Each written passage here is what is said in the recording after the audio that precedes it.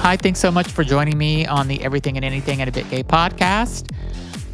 Over the past, couple of months, I've been thinking about where do I want to live? Do I want to stay like in the Boston area? Do I want to move north of Boston? I definitely want to stay in the Northeast. Do I want to move south? We've been looking at different real estate. We're renting currently and we want to buy. And, we're ready to buy. We're going to wait till after midterm elections, though, just to make sure that that we can stay in this country. We want to make sure that same-sex marriage is still going to be legal, even though it would be legal in Massachusetts still. But a lot of LGBTQ plus rights are being taken away. There's a lot of anti-trans bills that are out there, and I mean Texas. Thank God I don't live there anymore. They're really like bathroom bans, and South Carolina is doing the same thing for transgender people, not letting people be themselves and stuff. And it's really insane to me how much this current administration is focusing on anti-LGBT and especially anti-trans. Like it's really insane to me. The Supreme Court is looking at taking the case from Kim Davis about, doing the same thing, overturning same-sex marriage the way they did abortion. And so we will know about that in the month of October, about if they're going to take the case or not. Analysts are saying they're not going to take the case, so let's just hope that they don't. But it's definitely in the back of my mind most of the day.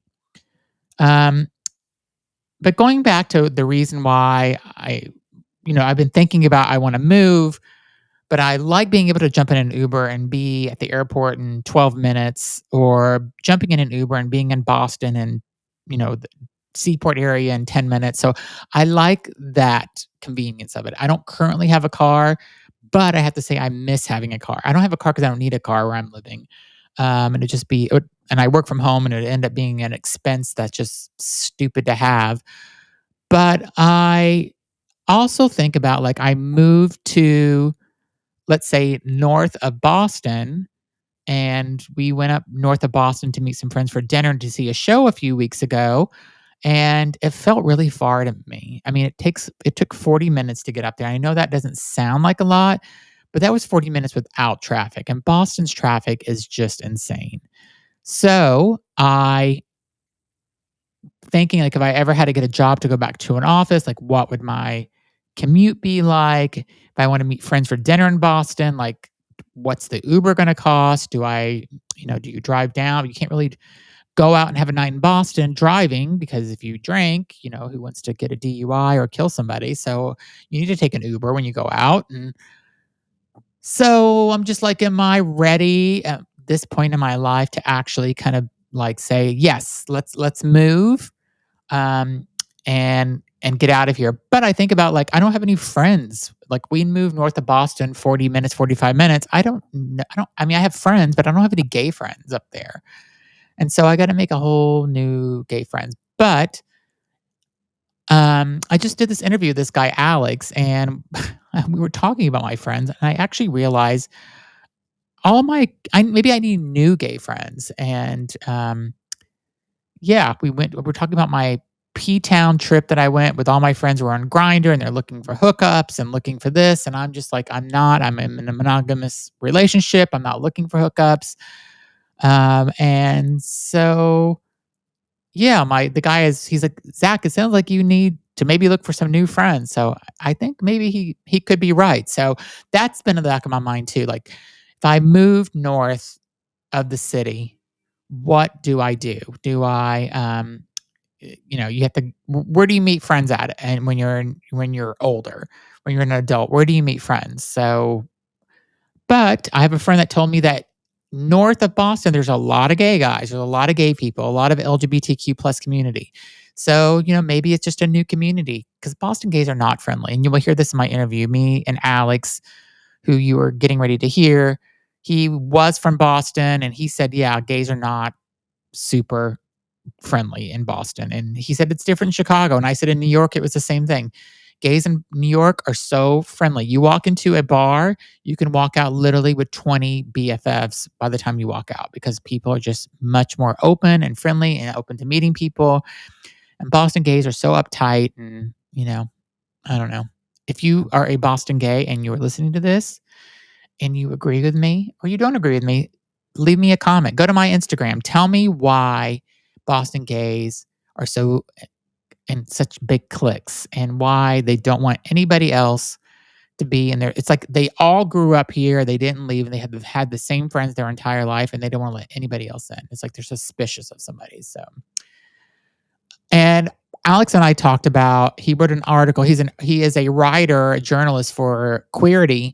And I think I think he's awesome. I read his article. I've seen other things that he's written. And when I just met him on this, he's an awesome personality. Like he's a great, great guy. And I'm so glad I got to interview him. I invited him back on whenever he has something new because I think he's talented. And I think he's a good guy. And I wish he lived in Boston because I'd be his friend if he lived here. But he's living in Chicago now.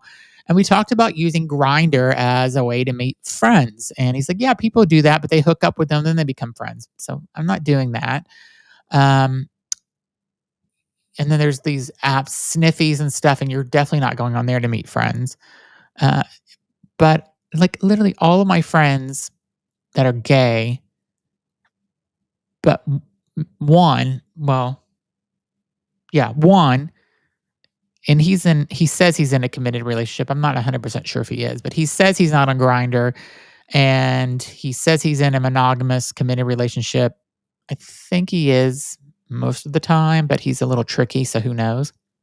But um, he's the only one that's not on these apps. So I don't know. I have a lot of straight friends that I hang out with. Shout out to my friend Amy. Shout out to Holly. Shout out to my friends. So and they're not on the apps like that. So I don't know. Gay men are just horny and just like need sex and constant attention. And these apps are addicting. They are addictive. I mean, I am addicted to TikTok and Instagram, so I know what addiction for apps are like. So I couldn't imagine like looking for a boyfriend or looking for a hookup in this day and age. And like it's a constant like, oh, I'll find somebody better. But listen to my conversation with Alex. We kind of break it down, and he's the expert. And I thought he was just really fantastic. And I will put his bio to his Queerty profile in there and read his articles. And I'll put his X link to, he has an X account too, and I'll link to that as well. So enjoy the show with Alex. And we are talking all about Grindr and apps and how people are addicted and the gayborhoods are moving out and everybody's moving to Grindr as their new gayborhood. So enjoy the show. Thanks. Hi, thanks for joining me on the Everything and Anything and a Bit Gay podcast. I'm your host, Zach Randles-Friedman, and today I have a new guest. His name is Alex Reimer, and I actually lived in the same town he grew up in Massachusetts, and for some reason he popped up on my Facebook page of people you should know or suggested friends or something. I'm hardly even on Facebook, but he had a public post where he wrote an article about Grindr, and I had to look at it. So welcome to the show, Alex.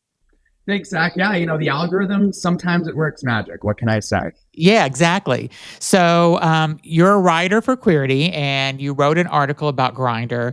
And so I'll just tell you, so you know, that I've been in a relationship for 27 years with the same guy, monogamous. So we never had the whole Grindr experience.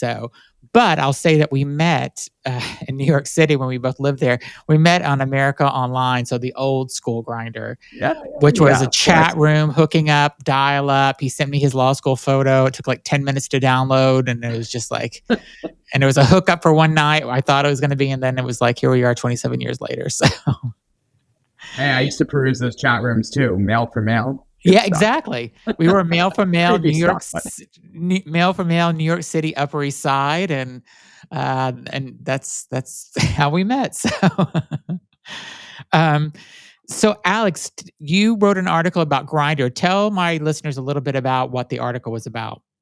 Yeah, thanks, Zach. And, I really appreciate you having me on, of course. So the article really is about this this dichotomy that we see all the time, that everybody is always complaining about Grindr. If you search Grindr on any social media platform, you're going to see people complaining about, usability, the pop-up ads, Yeah. having to pay for everything now, including even seeing who taps you. Like, nobody is enjoying this experience, it seems like.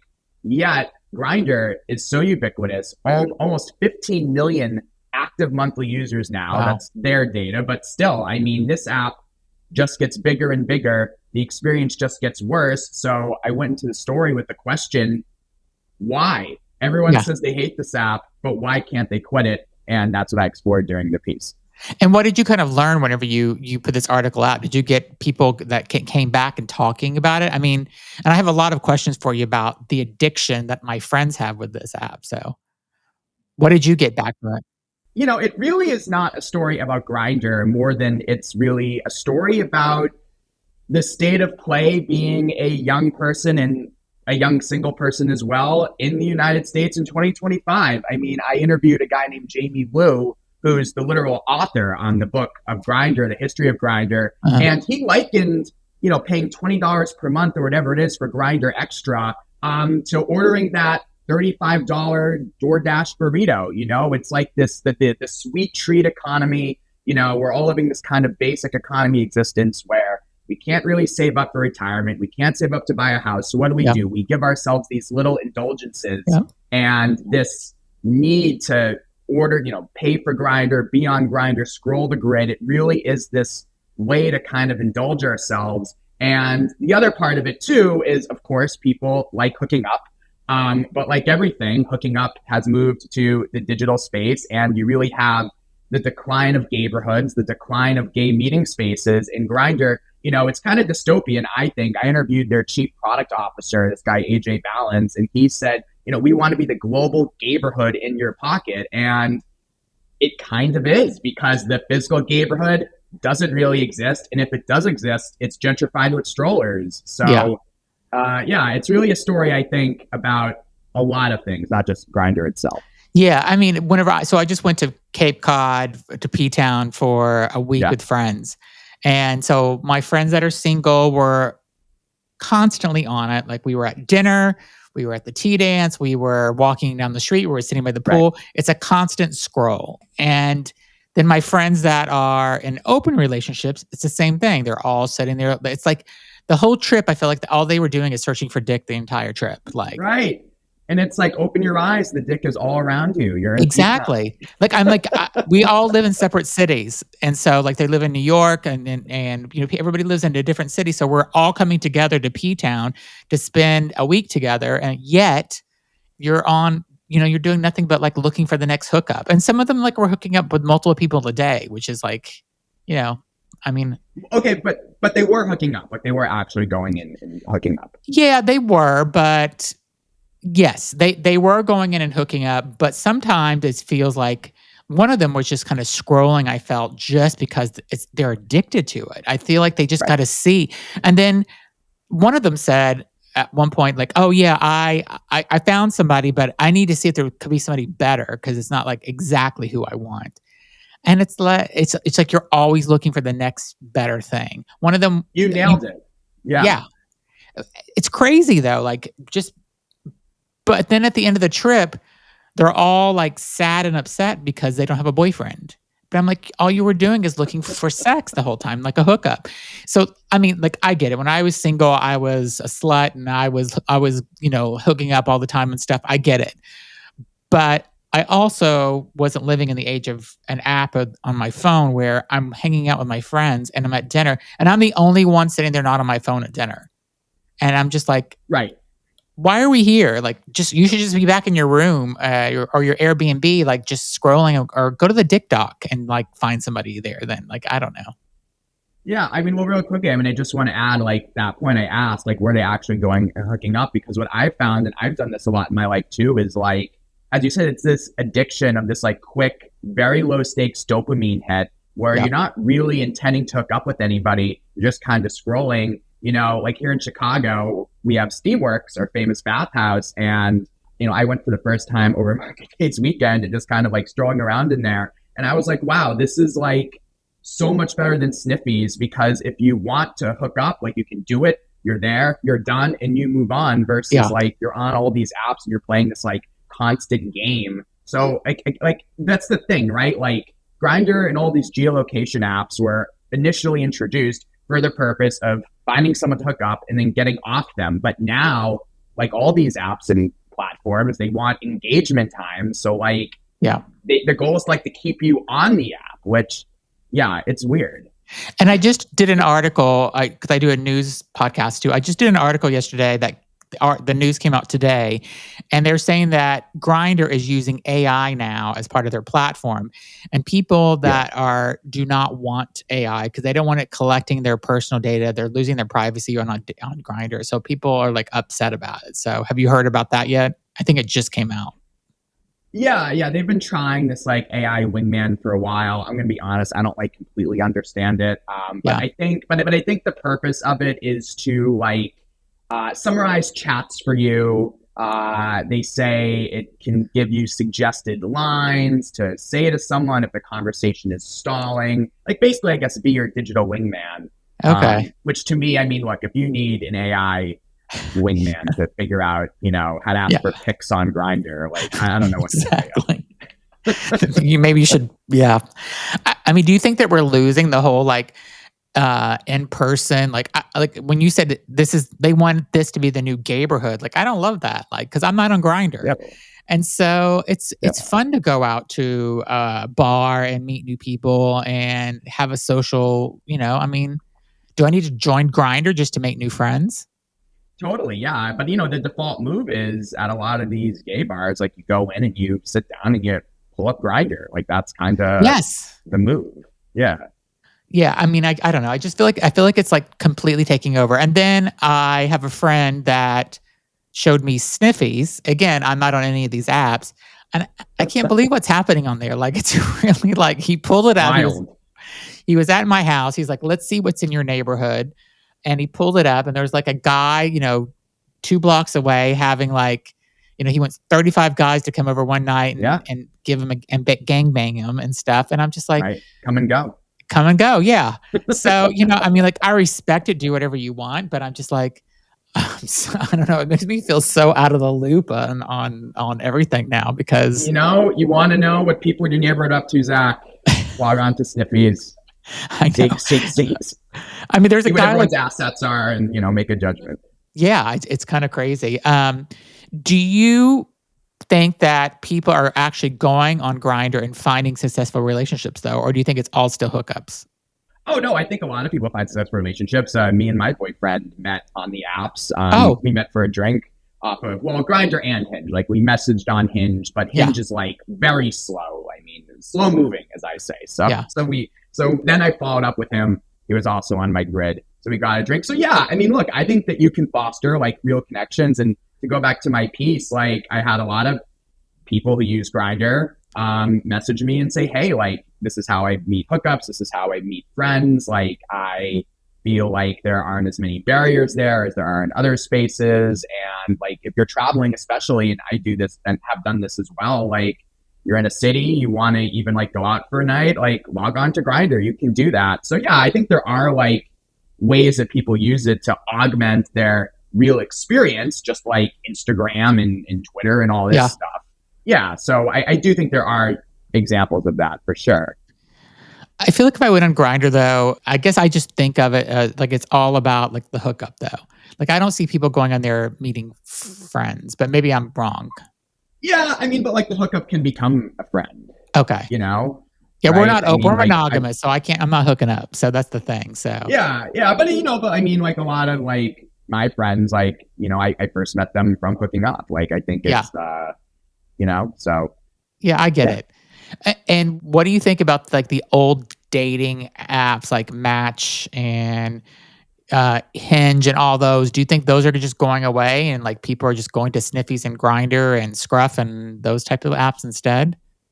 Yeah, I mean, totally. And to be honest, like even like I think Sniffies is the one that everyone is on, Zach. It's what all the kids are doing. Okay.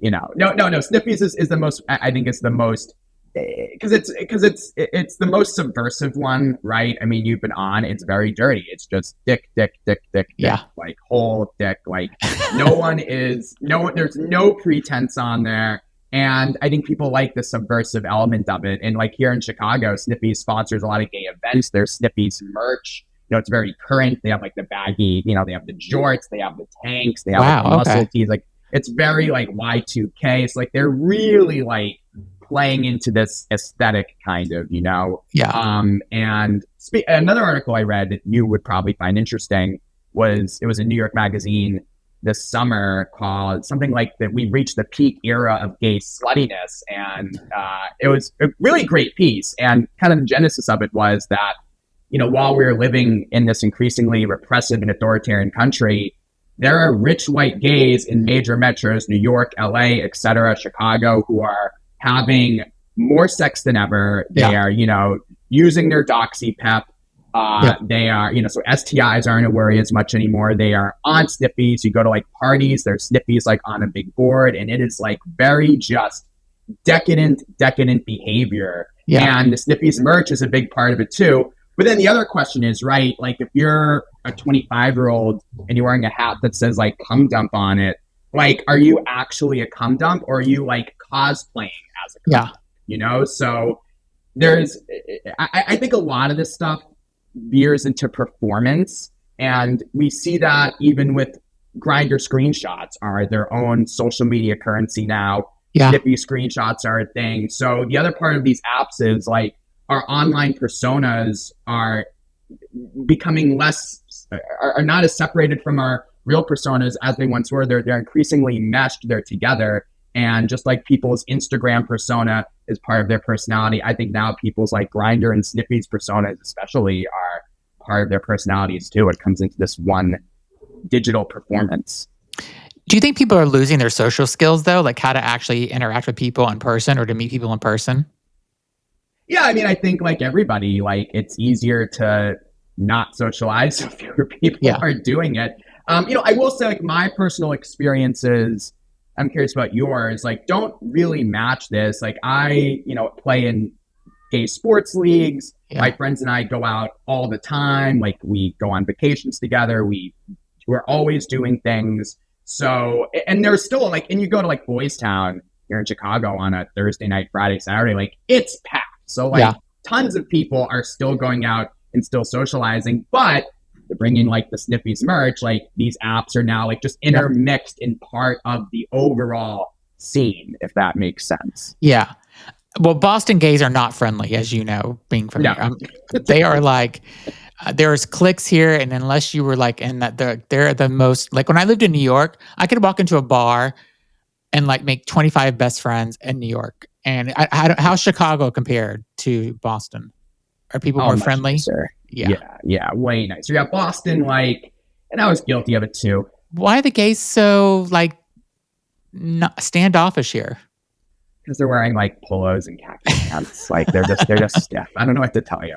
No, Boston, look, like if you're a new person in Boston and you walk into a bar, you are eyed with suspicion, whereas I think elsewhere people are more open to meeting new people. Yeah, I don't know. I would think it just surprised everybody all my friends that have moved here from New York, like hated it and left. A lot of them left because they're like, the gays here just are not friendly and they're just not into it. So yeah, I think it's like it's maybe our puritanical roots. I don't know. Yeah, maybe. What do you think about kind of couples using the apps? Because like I said, whenever I was in Provincetown this past summer, there was a couple that I was with, and they are in an open relationship, and they were like not looking to hook up together. They were looking to hook up with separate guys. Like, do you think that's common as well? Oh, totally. Yeah. I mean, I think open relationships, at least from my experience, are the norm. Yeah. And I think that's great. If you have clear communication and it works for both people, I think why not? Go for it. Yeah. And like everything, like sex is now more accessible than ever. So I think it makes sense that open relationships are probably more common than ever. I don't know. Yeah. What are your thoughts on being a monogamous person? Do you feel like there's kind of like judgment that's exercised sometimes on you? I think there is a little bit, yeah. So I think whenever we first met, it was open relationships were not common, or they weren't talked about, I guess. Yeah, that's probably more it. Yeah, but now we are definitely judged for being monogamous. Like when we were going back to the P Town story, when all my friends were sitting there on their apps, I'm like, "Hi, I'm sitting here. Like, why aren't we like hanging out and talking and stuff?" And the response is, "Just download Grinder and you can just see what we're doing and stuff." I'm like, "I don't want to. I don't care what you're doing. Like, I'm not going to hook up." They're like, "Oh yeah, maybe you'll meet a friend." I'm like, "I'm here with all my friends. Like, why? I'm here with 9 of you. Like, what's the deal? Like, why can't you put the fucking phone down for an hour while we are sitting here having drinks?" But it's just like a constant like, I don't know. It's like it's a competition to see who can get the most hookup sometimes too, I feel. So it's bizarre. Oh, Zach, are you in the market for the new friends? Sounds like it. Maybe I need to. I mean, I'll have to say I left P Town not like looking forward to going back next year because we go every year. So I think I either need to find a new group of friends to go to P Town with. And like, look, if you want to have sex and you want to do this, great, do it. Like, I'm a good wingman too. Like, I hook my friends up at tea dance and I walk up to people and say, "My friend thinks you're hot. Come and talk to them." So I'm all about hooking up and all that. Vital. Yeah. But I also think there's a time whenever you're like sitting there having drinks, you and your friend, or you're having a dinner with everybody, like put the phone down and just like talk instead of like looking to see like who you're Yeah. gonna fuck after dinner. I know, but I think, Zach, that's like more of a phone issue than a Grinder issue. Like, what's the second? Yeah. The Grinder's like the symptom, not the cause. Yeah, I think that's really it. Like, I had a friend who like he would always just I called it like he would do his rounds on the phone, like every few minutes, pick up. He's like he's Instagram, he's X, he's Grinder, just like so. I think it's like they're maybe they don't even know they're doing it. They're just so aggressive and. Just like, I mean, I'm guilty of that too with Instagram and stuff where I'm like constantly picking it up and I'm like, I just looked 5 minutes ago. Like sometimes I catch myself. Right. It's like 5 minutes on a Wednesday afternoon. Like, nothing new is happening there. And then forget it. When I get on TikTok, I'm like, I'm only going to do this for 10 minutes. And it's like 2.5 hours later, I'm like scrolled through, 5,000 videos. I'm like, what the fuck is wrong with me? Like, I have largely avoided TikTok. Maybe I shouldn't say that as like a journalist these days. That probably makes me sound like I'm 78 years old. Yeah. But I don't know. I've largely avoided it. I think you're good by avoiding it. So, I mean, it's so addictive. I feel like that's where the culture is happening now. Yeah. Maybe you should do a story on TikTok on the addiction of that. So. Well, I mean, I think not to get too serious here, but I think that like that's going to be a big problem given the new American ownership of TikTok. You have all these Trump-friendly billionaires like Larry Ellison and Lachlan Murdoch might be involved too. So I don't know if they're going to have control of the algorithm. That seems to still be uncertain, but I got to imagine if they're the majority investors in the U.S. version, they'll have some say over the algorithm. And what does that mean for trans content creators? Queer content. I think it's pretty scary. And I think it's like another sign of why it's so bad that we're so addicted to these platforms. And again, like it's not just a Grinder thing, right? Like Twitter is Elon Musk, Meta, Zuckerberg. I mean, we're really beholden to these billionaire, tech guys, tech bros. And Grinder's part of that too. Like it's scary. What is your thought whenever they reported at the RNC that when they had the Republican National Convention, Grindr crashed, and then they just said at the Charlie Kirk Memorial in Arizona, same thing. Then they said maybe it didn't crash, but there was just like a high usage. So I should just preface that. I wrote about the Charlie Kirk thing last week. Oh, you did? Yeah, I'm going to be honest, Zach. As much as I want to believe Grindr crashed at the Charlie Kirk funeral, I think we might have had some false reports trickle in as well, which I acknowledged in my article, but still, like, it's funny, and I'm going to go with it that Grindr crashed. I mean, if you look at, I'm not going to like name names because I don't want to get sued, but if you like, they're coming out, well, I'll just say one because they just came out with a report on it, like Marco Rubio, they're like, he's in the closet and he got arrested in the 90s in Miami cruising at a park. Like there's public, record of this. Yes. Really? He in the 90s, there's a cruising park and because I grew up in Miami, and I know where the park Okay. was, and it was in the 90s, and the person he got arrested with is now like a porn actor or something, a gay porn actor. So look it up.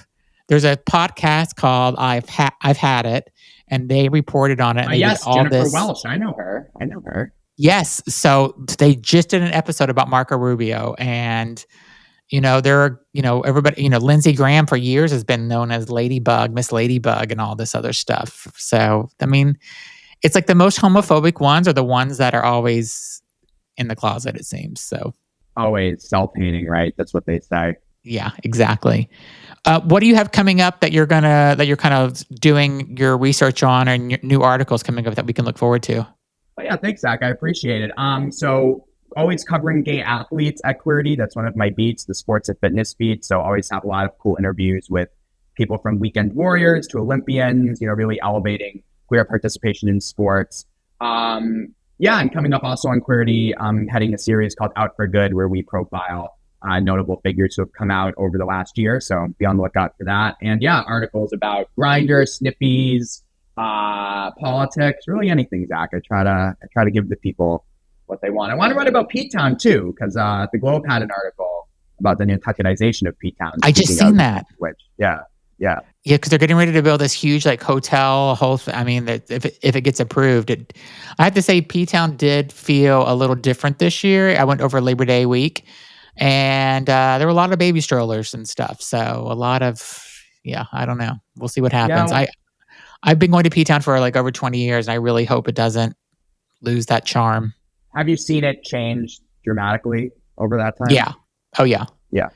I mean, it felt more raw, and I mean, it's still, like I lived in Miami Beach in the 90s, and when it was super, super gay, and it was like when Madonna was going into clubs and stuff, and all those supermodels were there, and it was like you could walk down the street holding hands, and like there's drag queens, and everybody was you did whatever you wanted in the 90s. Lots of drugs, Right. lots of partying. You were out till 6 a.m. a lot of times, and it was a great time. Now it is, and it's towards the late 90s, early 2000s, we've seen a change coming where we seen a lot of people coming in, and I mean, my apartment was so cheap in the 90s too. I think it was like It's wild. $600 a month or something like that for a nice apartment, a block from the beach. Right. So. And now you can't even get a studio for $600, like away from the beach. Well, I mean, that's the other thing real quick too, that like is destroying, P-Town and all these like, the fun, why are people not as fun anymore, to quote the great, that Sex and the City character, Lindsay Firestone, your Sex and the City girl. Yeah. Yes. That's her. No one has fun anymore. Let's speak. Yeah. She fell out the window, right? Yeah, right. She falls to her death. But why is nobody fun anymore? Because it costs like $3,000 to rent a studio. Yeah, exactly. Yeah. I mean, I went to P-Town and I stayed at the Brass Key, and I spent for 6 nights, $5,000. Like, it's crazy. We talk about it all the time. You could fly to Europe and have a trip there for the same price, and maybe even a little less than you spend on a week in P-Town during a busy time. It's wild.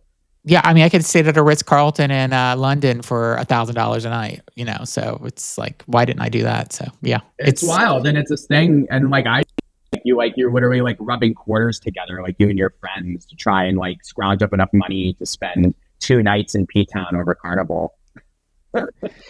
Yeah, it's crazy. When's the last time you went to P-Town? Last Carnival, so 2024. I didn't make it this summer, being new to the Midwest and all, but definitely, with all that said, want to return next year. It's a magical place, and you should definitely go. You should write an article, because I think it's like it's going through such a big change now, and do it now, and tell Queerty that you need to go and experience it, and that it needs to be a business trip. Yeah, absolutely. They have to pay the expenses for me to get my full enjoyment out of it, undoubtedly. Awesome. Well, you were a great guest. Thank you so much for being on. I'm so glad we got to connect. You're exactly, you talked about exactly what I wanted to talk about. And, I think you cleared up some things that I've been thinking about and stuff. And it is what it is. I think you're right. Maybe I need to look for some new friends. So if there's any friends in Boston that want like a guy in a committed relationship that's monogamous, reach out to me, DM me, and I'm here. I'm fun. I'm a good lead with that. You're more than that. Don't lead with that. Come on. All right. What should my lead be? Be my wingman to find friends in Boston. Famous podcast host. There you go. Worked for me. I spent some time with you here today. Yeah. Okay. All right. I'm a famous podcast host, so come and be in my show, and I'll interview you as exactly to see you could be my friend. People love talking about themselves, so I think that's a winner. Well, you're a great writer, and I'm so glad I got to meet you and have you on my show. And I will put Alex's bio to his writing into the description of this podcast or video, whatever you're writing, and check out his articles. I think he's really fantastic, and he got me to I wanted him on my show because how great he writes. So thanks so much for being on, Alex. I appreciate it. Thanks, Zach. Anytime. All right. Thanks, everybody, for listening. Be sure to subscribe and leave a comment on what you thought about Alex's interview. And also send him, I'm going to drop his X account in there and send him a DM. So thanks, everybody, for listening.